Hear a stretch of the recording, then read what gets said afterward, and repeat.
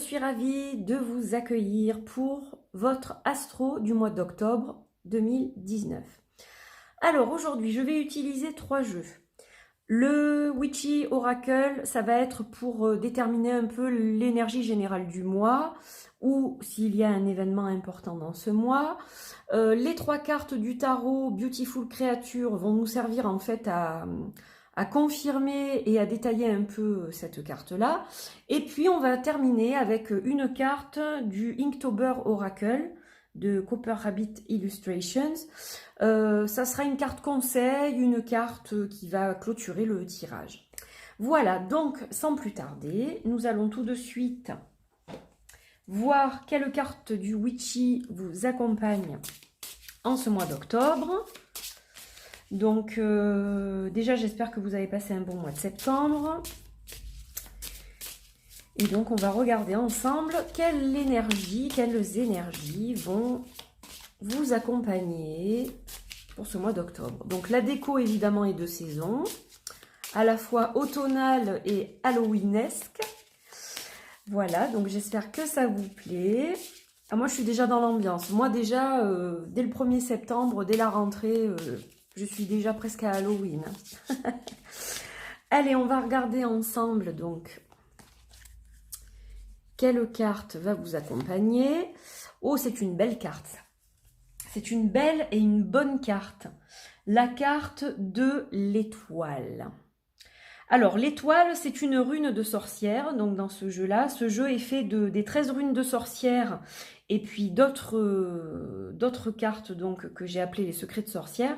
Et donc là, il s'agit d'une rune qui est symbole d'espoir, de rêve. Un peu comme dans le tarot, en fait, ça va être un petit peu la même signification.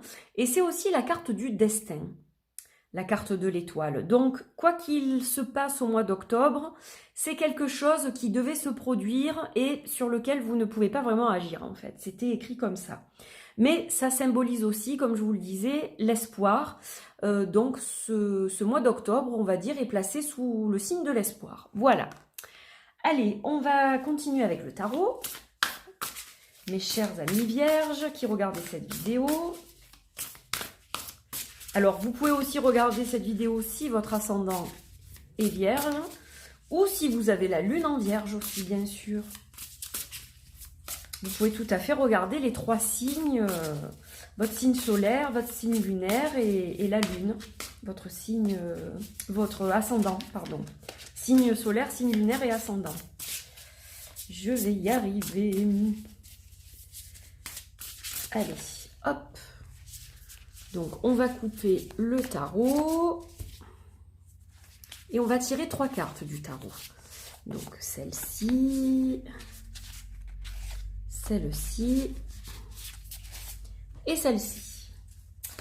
Alors, qu'est-ce qu'on a de beau? Alors, elles sont à l'envers, mais je n'en tiens pas compte parce que celui-ci, je ne le lis pas à l'envers. Je ne le lis qu'à l'endroit. Ouais, il y en a comme ça. Alors, on a le 2 de bâton, la lune et le 5 des épées. Donc, c'est un mois qui est un peu mitigé.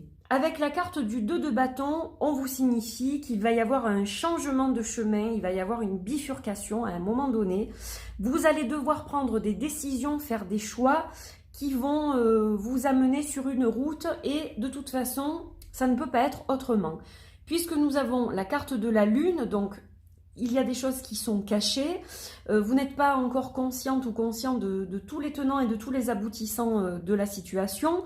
Et donc, ce choix va être fait sans avoir tous les éléments. Mais il doit être fait dans tous les cas. Et donc cette carte de la lune, elle nous parle aussi de rêve, mais pas vraiment dans le même sens que la carte de l'étoile. Ça va parler de rêves que l'on peut faire la nuit, donc peut-être soyez à l'écoute des messages que vous allez recevoir en fait pendant votre sommeil.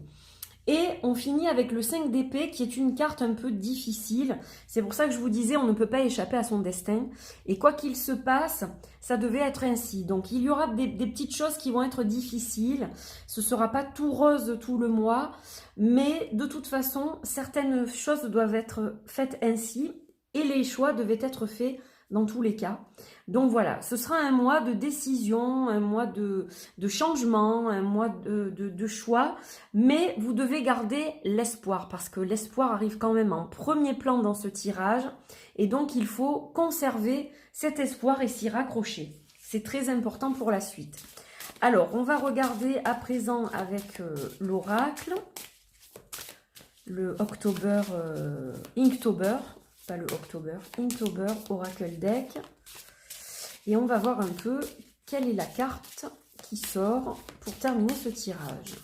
J'espère que je ne fais pas trop bouger le trépied, je fais attention, mais pas toujours évident. Allez, on va prendre celle-ci. La carte du fantôme. Alors, le fantôme va signifier dans ce jeu qu'il y a des choses qui sont encore inconnues, qui sont mystérieuses dans votre situation. Elles devraient s'éclaircir, évidemment, tout au long de cette saison de l'automne, mais ça reste un peu flou encore en automne. Et elle va nous parler aussi quand même des guides qui sont présents pour nous, des défunts qui sont présents pour nous, qui nous regardent de là-haut, qui veillent sur nous. Donc il y a une protection au-dessus de vous. Quoi que vous traversiez, vous êtes protégé, vous êtes guidé, vous n'êtes pas seul. Donc il faut aussi prendre ce message en considération. Et quand le moral a tendance à baisser, se dire bon allez, je me raccroche à ma foi, à mes rêves, à mes croyances, à mon espoir, c'est important. Et sachez que vous êtes accompagné au quotidien, donc vous n'êtes pas seul. Voilà, amis vierges, pour votre tirage du mois d'octobre. J'espère que ce tirage vous a plu, malgré qu'il soit un peu mitigé.